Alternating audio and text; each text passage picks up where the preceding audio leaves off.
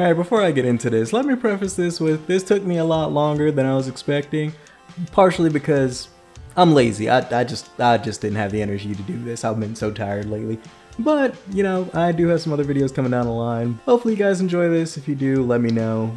Let's partially get into it before we get into it. So the other day I finished watching Gen V and I was sitting down washing dishes when a thought process crossed my mind that I'm like, man, they have such a messed up hero society. The heroes only care about their optics and how they look amongst the public, rather than actually saving people and doing the right thing. But then after I said that to myself, I started thinking, I think the My Hero universe is kind of the same way. And I think it's like the fundamental flaw of superhero societies. Because not only do we see it in these shows, which I'm only going to compare these shows today, but we see it in a lot of other mediums as well. But when it comes to teen superheroes learning about their powers for the first time and being thrusted into a world where they don't actually understand the true nature of what it means to be a hero, I thought that both Gen V and MHA have a lot in common. Well, before I get into it, make sure you guys like and subscribe because as you see, I'm making YouTube videos and it's the only way to really tell what you guys like. I want to make sure I'm making content that my audience wants to hear from. And I know sometimes you come back every week and forget to subscribe, because I do that. But anyway, make sure to subscribe and appreciate everyone who has, but let's get into it. Now, when it comes to similarity, I do think that the worlds themselves on how they operate their hero systems share a lot of similarities. Obviously, the two premises of the show are completely different because the boys' universe is pretty gratuitous for the most part, and MHA is pretty gory, but it's relatively tame relative to the stuff you see in the boys and Gen V in particular. But both of these shows kind of tackle the realization of these young heroes coming to realize that the hero system that they've grown to love and honor isn't exactly what it's made out to be.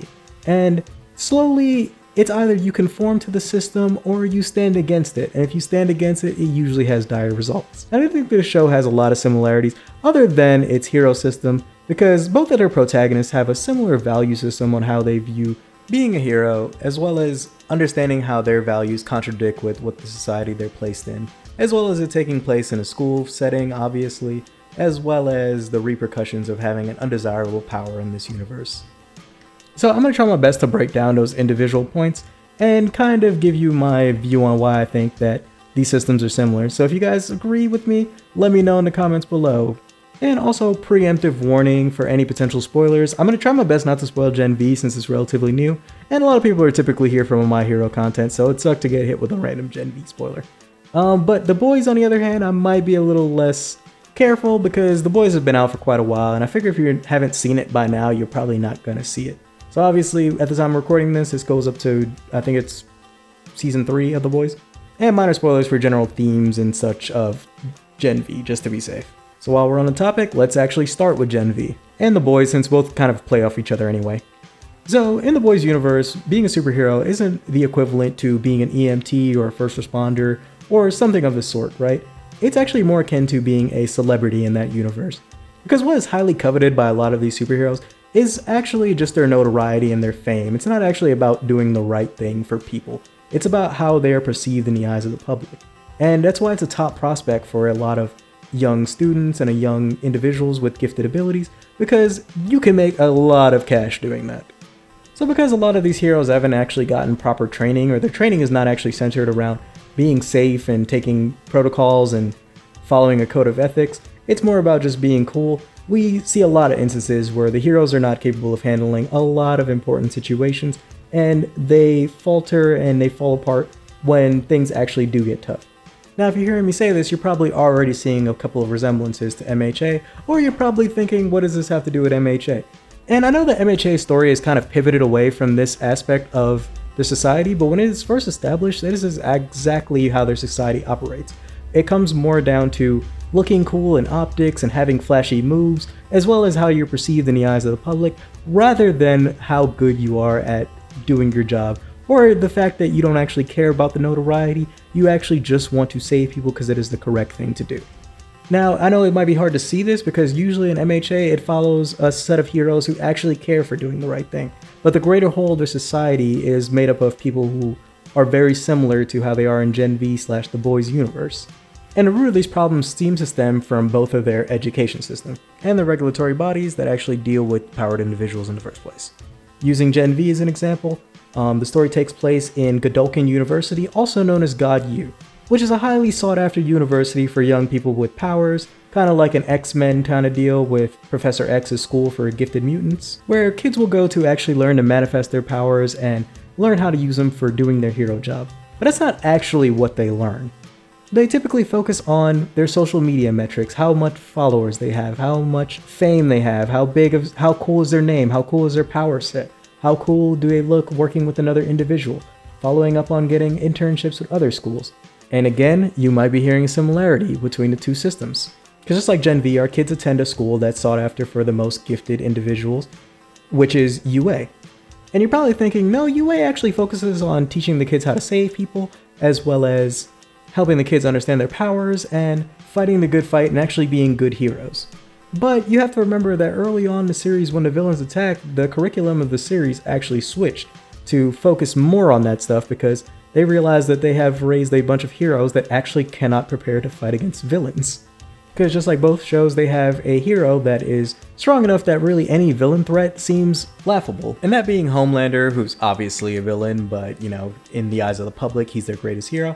And as well as All Might, who's actually a good person. So any real threat these societies had was squashed a long time ago, before this series even started. But focusing on my hero a bit, the existence of this almighty, powerful hero that can stop any threat has essentially contributed to the problem that is the downfall of their hero system. Because now heroes don't necessarily actually need to do their job because All Might will just save the day.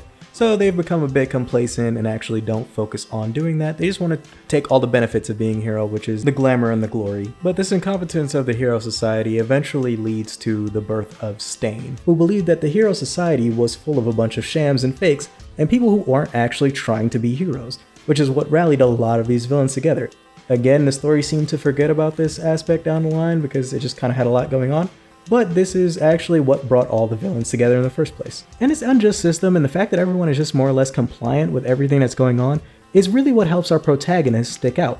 For Gen V, we have Marie, a gifted individual with a troubled backstory who was deemed kind of a failure to the society because of her unusual power. And because of her unusual power and how it didn't really test well with the public, it was kind of deemed that she was not really going to be the best fit for being a member of the Seven, which is their big Justice League of their universe. But Marie, kind of living on the outside of the whole hero world, has come to develop a sense of actual camaraderie and trying to do the right thing.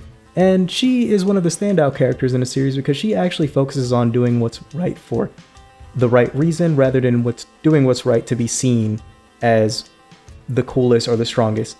There is some stuff that happens in the show that, you know, teeters back and forth with that, but I'm not going to talk about that right now.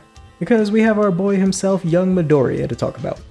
And as you know, Midoriya grew up without any powers at all, which was deemed as a failure to that society. So he kind of grew up watching heroes be heroes from the outside, and observing them and learning from them and writing about them, but he never actually got to know who they were as real people.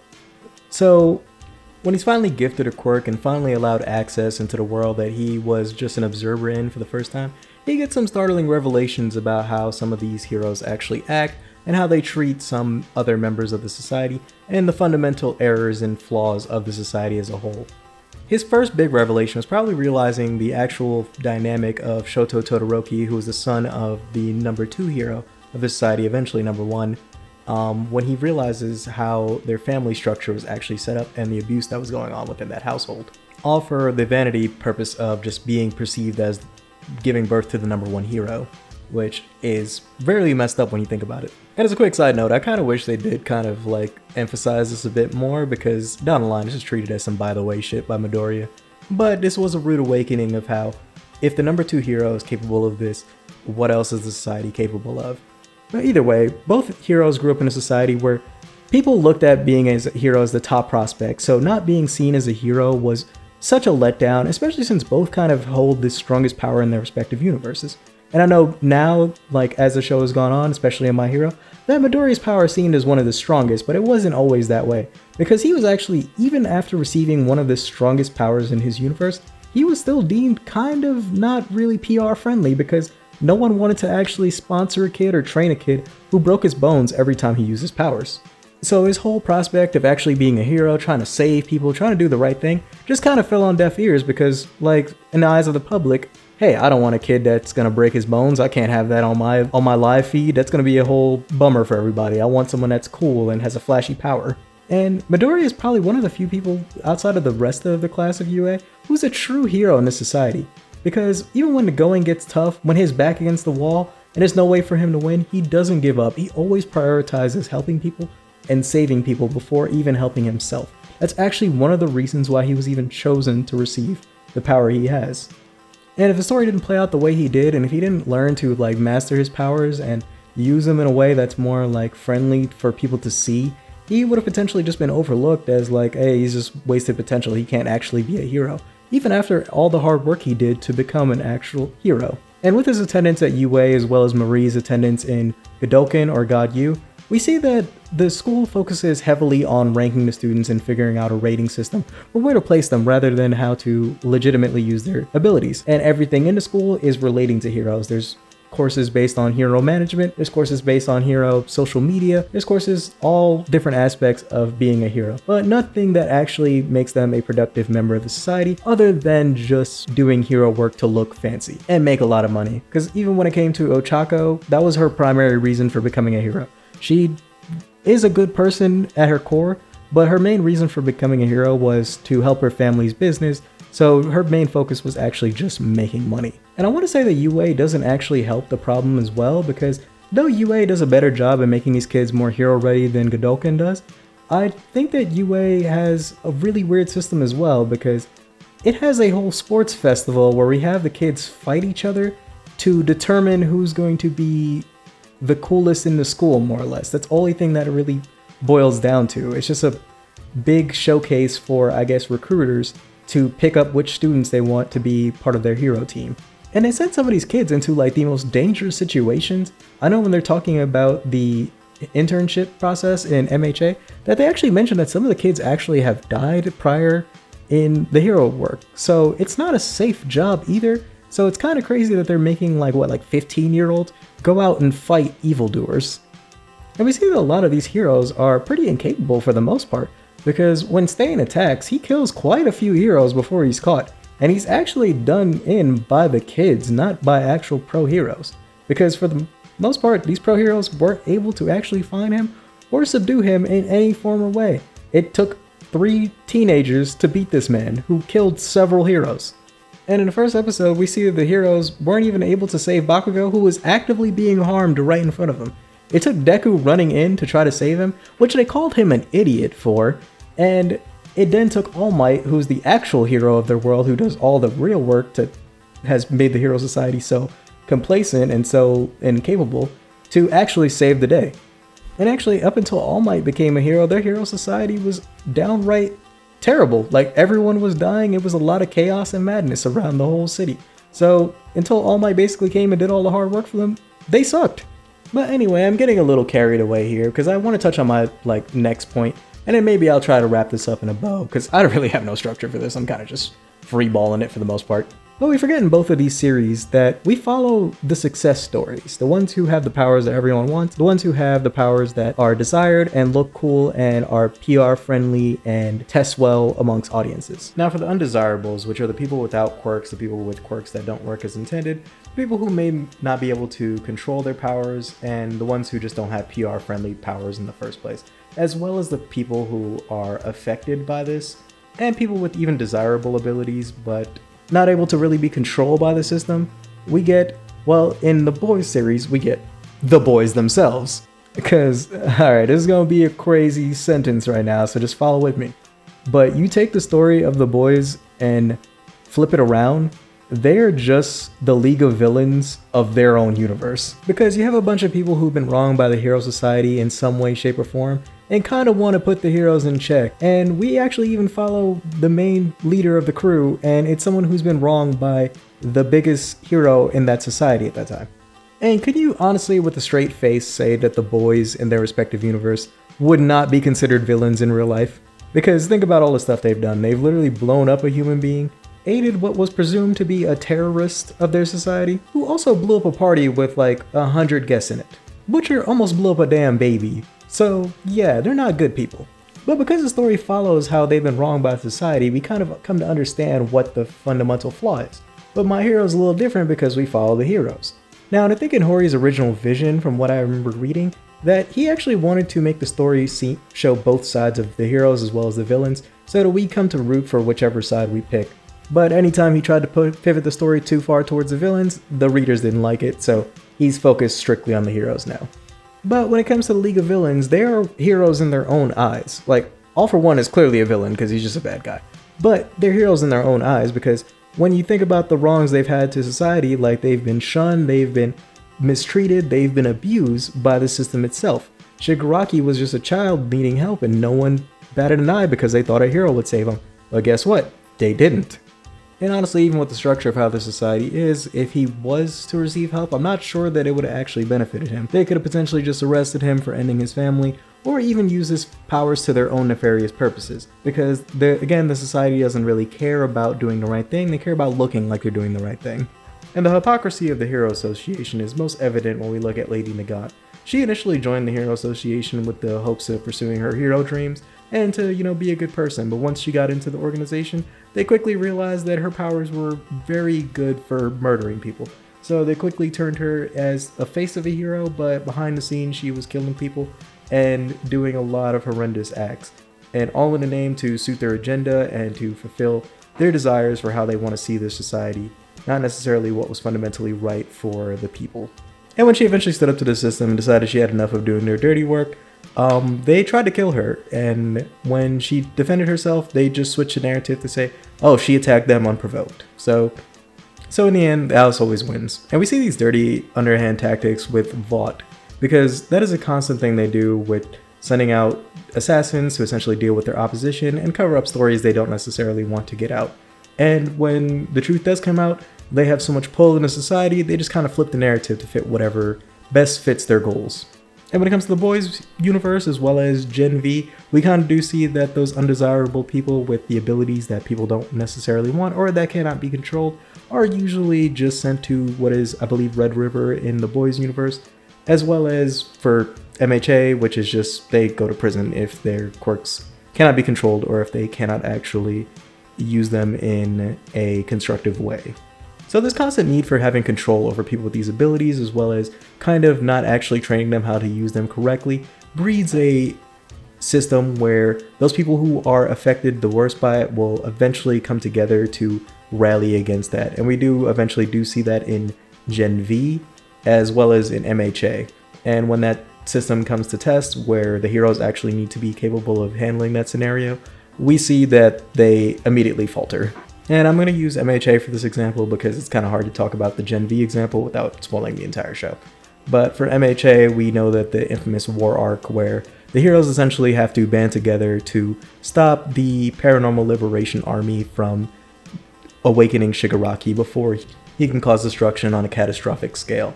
And because of the repercussions of their systems, they are going up against odds that greatly outnumber the hero. The Paranormal Liberation Front had amassed an army of, I think, 100,000 people who felt oppressed by the system. Whether or not that oppression was actually legitimate or not is up for those people to decide, but essentially how the hero's retaliation didn't exactly appease the public as well. Because they essentially brought children to a life or death situation who were very underprepared from their own statements, and essentially, it came down to one of the children having to take on the brunt of the battle in order to save the day.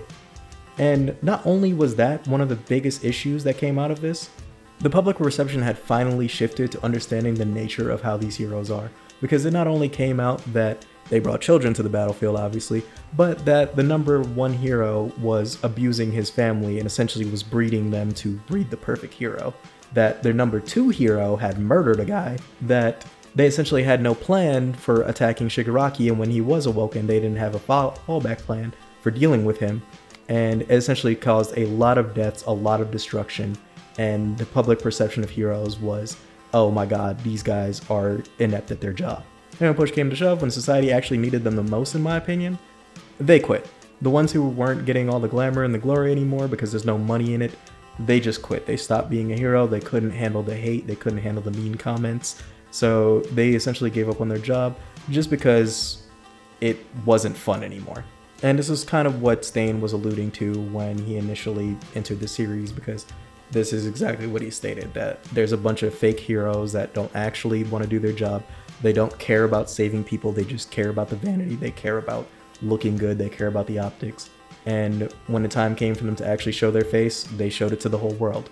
And all that's left is essentially what are the real heroes, the people who are not in it for glamour, not in it for glory, just in it for doing the right thing. Now in the boys universe, we've not yet to see this fall per se. We've saw some aspects of what I've just mentioned in both of their respective series with the uprising and stuff like that. But as I said, I don't really want to get into that too much because I don't want to avoid spoilers. But what I think the fundamental goal of all this is from the ashes of this failed society, once the villains are eventually defeated and only people left are the ones who actually tried their best, I think that it can truly rise a society where people actually mean to be heroes, at least for a little bit.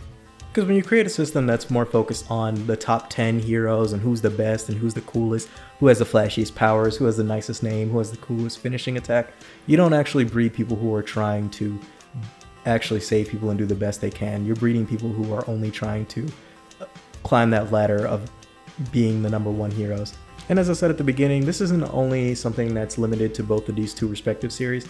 I see it again in a lot of mediums, and I think the whole superhero narrative is also shifting to that, what are the real world repercussions of having superheroes?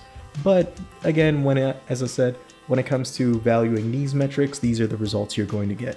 Not to say that our system is significantly better, because it's not, it's probably not even close. This is just an analysis of their system and the flaws in their system. And I think that from the ground up, it is a bit more fundamentally flawed than we think it is.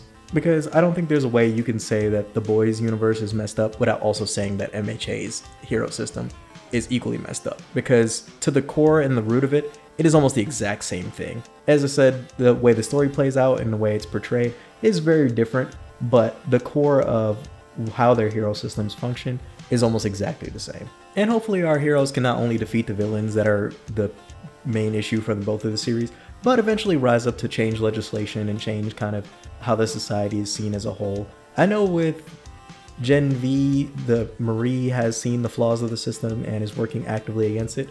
With MHA, Deku kind of flip-flops back and forth on how he feels about the whole hero system. His fundamental goal is saving people, but it's not always to rework the system and create a better structure, because that's also where things falter, because we see villains like Twice, who could be one of the greatest assets to society, thinking about a man that could create 1 million copies of himself and help with construction, help with creating multiple doctors and stuff like that, but the society has deemed him unworthy and deemed him useless, so he's treated as such.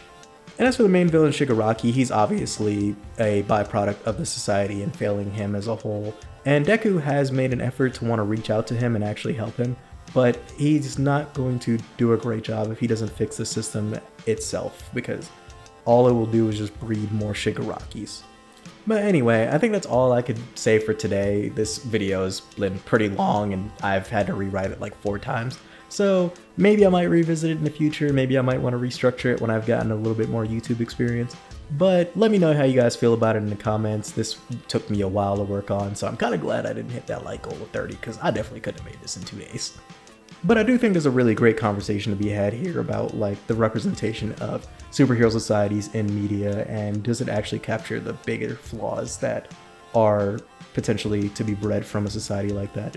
But, you know, that's up to you guys to decide. I think that this is an interesting concept. And usually you guys in the comments do have a different like perspective as well as insight on things that I might not have perceived myself. So as I said before, be sure to comment down low. I actually do want to hear a lot of people's opinions on this. And I'm going to try to respond to as many comments as I can. I usually do, but sometimes the notification doesn't come through. I don't see them. So I'm going to try to respond to as many people as I can, this video in particular. But anyway, thanks again for watching. You guys have been the greatest. As I said, I know my audience is small relative to how big I need to get, but I appreciate every single one of you guys. Thank you for always coming back. Thank you for supporting me. And I'm going to try to say that at the end of every video, because even if I do make it big, I don't want to forget where I came from. But thanks again. You guys stay safe, my ninjas. I'll see you in the next one. Peace.